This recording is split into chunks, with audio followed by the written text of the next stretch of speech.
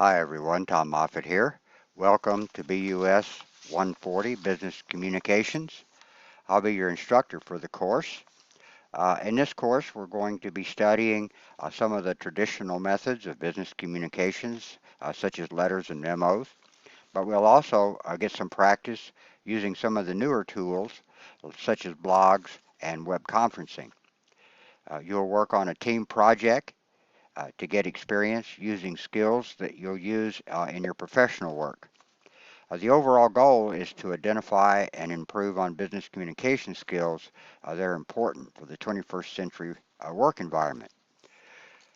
So when you log in, the first thing you're going to see is the home page, and this is what you see here.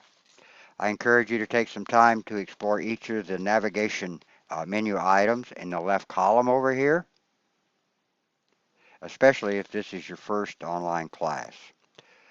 Let's take a look at some of the ones you'll use more often, such as announcements and modules and discussions, and we'll take a look at grades here in just a second. I make lots of announcements, so please check the announcements on a regular basis, at least 3 to 4 times each week.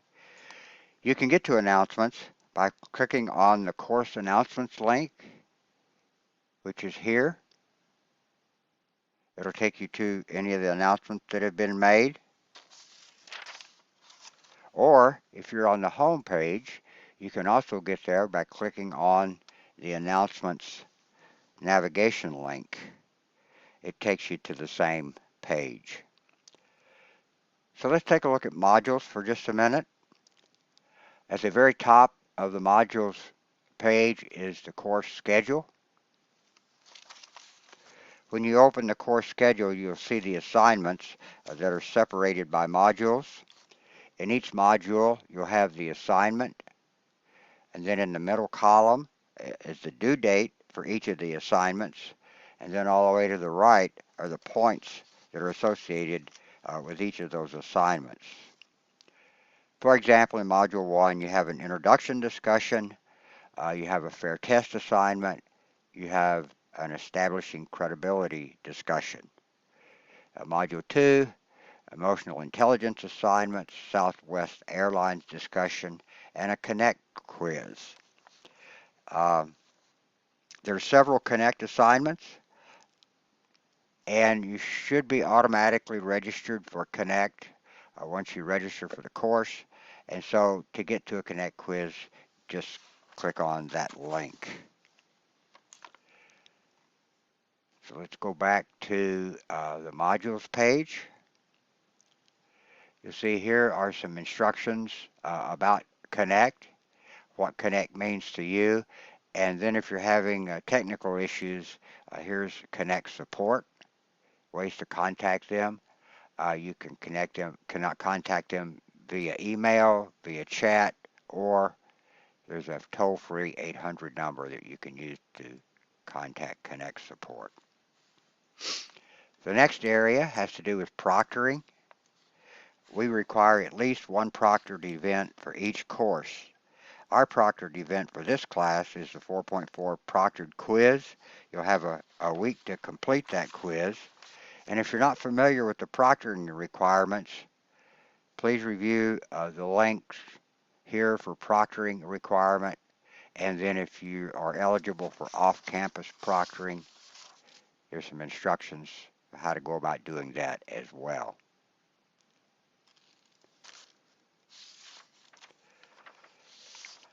Let's take a look at the modules for a second. Each of the modules are structured essentially the same way. So when you go into modules, you'll see here's some information about establishing credibility, which is Module 1. There's a brief overview.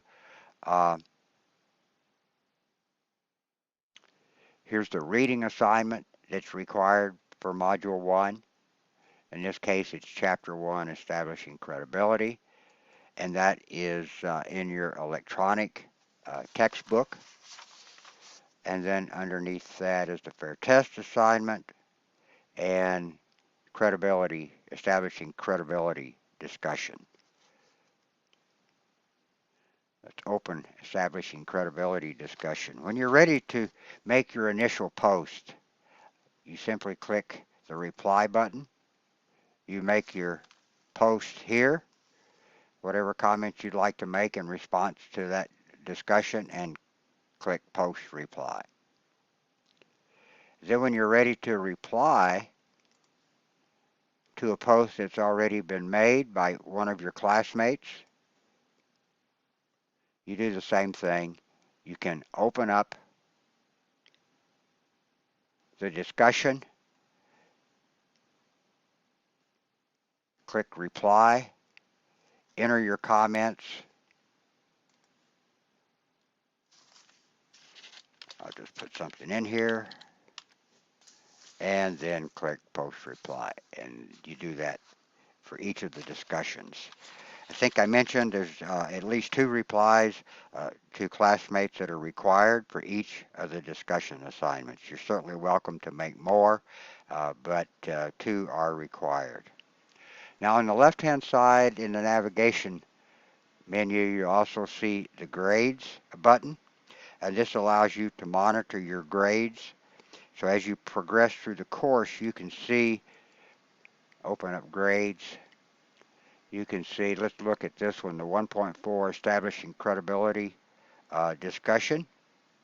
You'll see the due date, due on January 24th. Now that is the completed discussion, which includes replies to classmates. Most of the initial posts are due on a Thursday, and then replies to the discussions are due on a Sunday. So here's the January 24th due date. Those are here are the points associated with it. It says out of 10. This one has been graded as an example. So you got 10 points out of a possible 10. And if you click on this icon, the little tablet, okay, you'll be able to see the rubric that's associated with that discussion or with that assignment and how the assignment was graded using the rubric. If I have made any additional comments, click on this icon. It will show you any comments that I may have made to your work.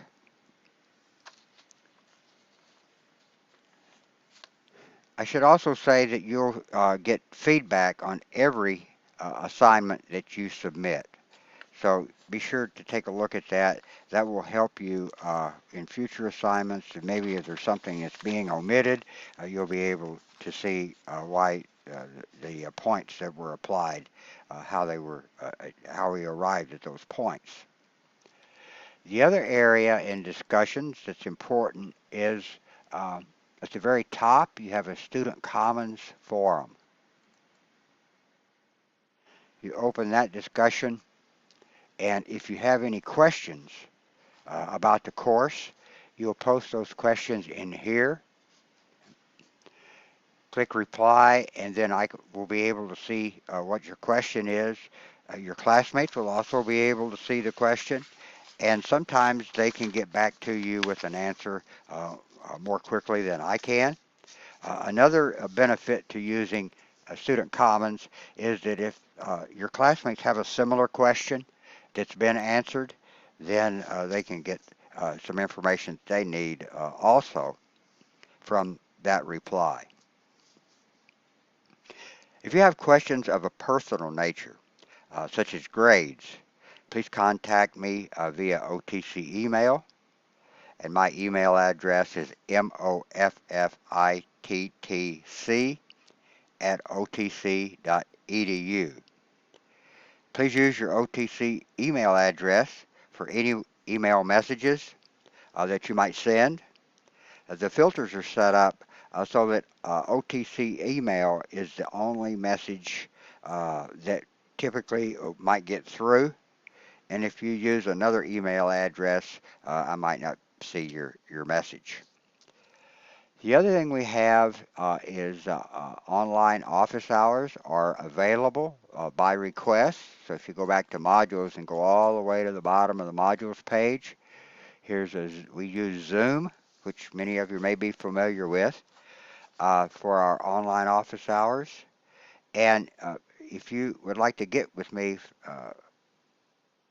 using Zoom, then just let me know and we'll set up a time when we can meet using Zoom. And then you just click on this link and I should be there. The nice thing about Zoom is it's a teleconferencing tool and it allows us to talk to each other in real time. We can share files, we can share screens, we can review assignments, and we can just generally answer any questions that you have about a particular assignment or anything else about the course for that matter. Well, that's enough to get us started. I'm going to go back up to the top here and start out on the home page. So I look forward to meeting all of you this week. If you have any questions, please let me know, and I will see you online.